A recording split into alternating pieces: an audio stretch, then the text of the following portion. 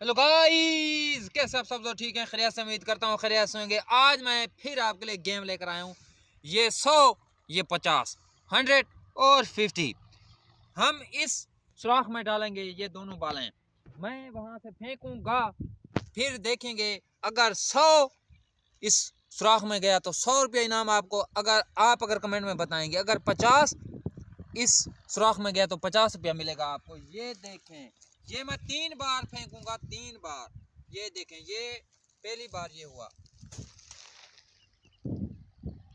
No no no no no no no, ये पहली बार finish.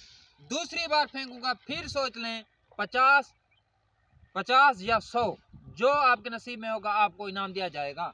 ये देखें, दूसरी बार ये मैं फेंक लगा। ये देखें, खत्म।